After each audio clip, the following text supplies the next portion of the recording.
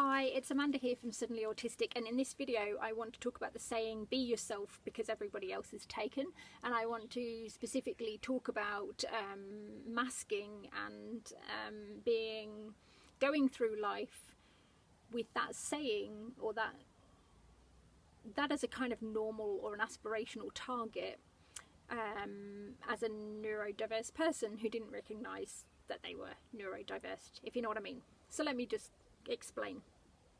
So the idea it's something I've just been thinking about, but be yourself because everyone else is taken is a really nice thing to say on one level, because it's really inviting each and every one of us to just be your whole authentic self, to go out there, you know, march to your own drum, really explore what makes you you and bring your unique brilliance to the world.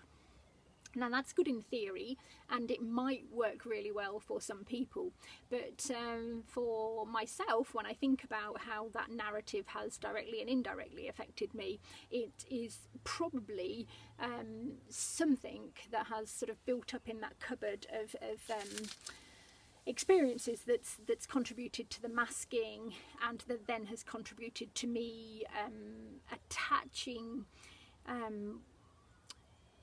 words to myself, or describing myself as someone who's strong and resilient. Now, describing myself as strong and resilient isn't necessarily a bad thing, but you only get to feel strong and resilient through adversity and challenge and stress, really, I suppose. So the fact that now strength, being a strong person, is one of the first things that comes to mind when anyone asks me to describe myself. I'd say that I'm strong.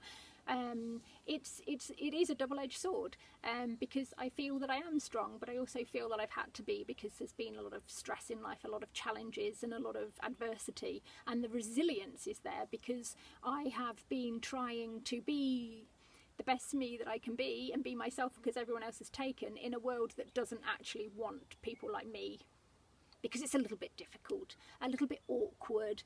You might need to adjust things a little bit. Everyone's got to, accommodate you, that kind of thing. So I haven't been aware of it like this. It's just been something that's been a quiet narrative. Look, if I try harder and read the right books or do the right things or adapt things, then I'll be okay. And this is where masking comes in. So for me, I guess as a young adult, it probably became more of an issue for me, and a situation that I felt my difference, and that being me was not actually going to be good for me when I went to work, and especially under a corporate environment, when it seemed to me that everybody else, or almost everybody else, was with the program. They understood the narrative and the game of being in the corporate world and performing what they needed to perform, and I didn't.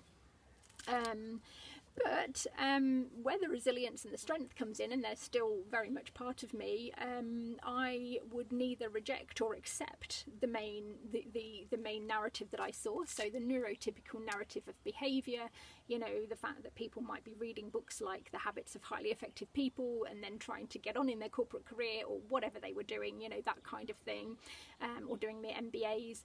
I would neither accept or reject that as a strategy. I would usually take on board and analyse all the options and the things that people were doing, and then try and adapt them for me to suit me. So I was doing some adaptive work to try and get ahead and be the best me I could be, and be me because everyone else is taken, but be me in a way that was acceptable to other people. The resilience and the strength comes in the fact that it was very hard for me to do that. So not only was I, through my corporate career and my early career, trying to make a success of it and whatever, I was trying to make a success and be the best me I could be under the circumstances that I wasn't represented. So I was trying to succeed and excel, and measure myself against criteria that wasn't designed for people like me, with my type of brain and my type of experience of the world. But I didn't know that.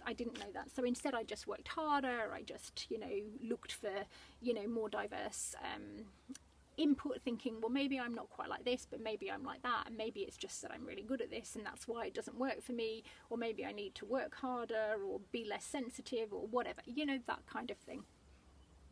So through that side of the coin, I learned that, you know, the whole thing of be yourself because everyone else is taken is, I could have seen it one way, which is, well, that's a saying for people who are typical. Most people, but not all people, especially people not like me, like my kind of people, that doesn't work. Or I could see it like, you know, I can be myself, but then I have to let things go. I have to accept that some opportunities are not for me. Some people will not like me. Some things I will not find easy, or I will not excel at just through hard work, determination, and reading the right books. So there's that. The other side of the coin with that saying, be yourself because everyone else is taken, comes down to a, what's the word? I can't think of the word. An assumption. So there's an assumption in that word that the person being told that will know themselves and will have the capacity to know themselves well, and then to be able to work with what they've got well in order to succeed. Now, as I've become aware as an autistic adult, that knowing myself and is something that I haven't done very well.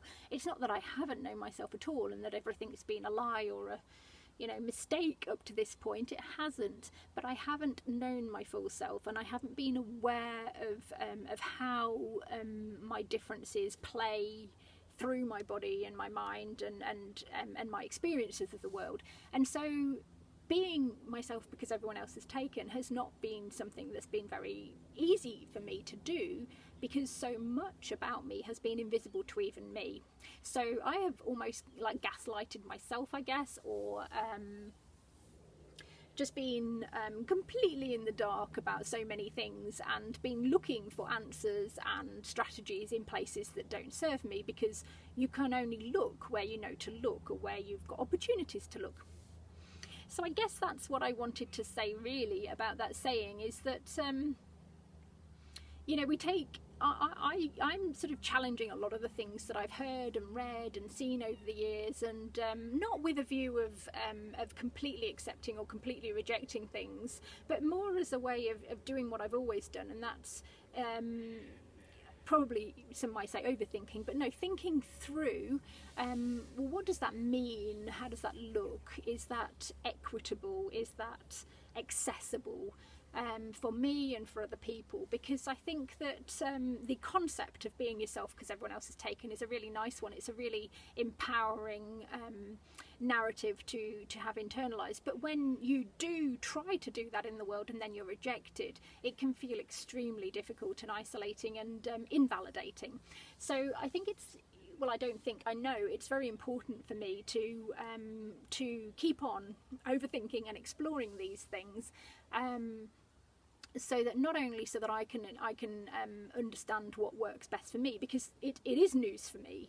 This stuff is new to me, even now, you know, every day I'm learning new things and challenging assumptions and norms that I've adopted that might work for the average person. They don't work for me, but you know, a lot of things are subconscious. You just adopt things and do things without really thinking. Well, now I'm trying to think and make visible all these things that have been invisible or difficult to grasp.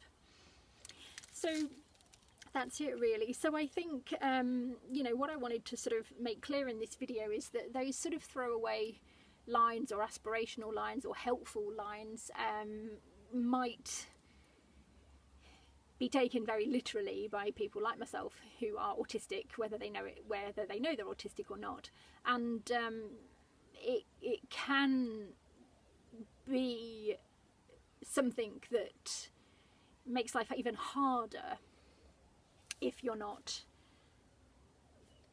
kind of you is not something that the mainstream want or can accept.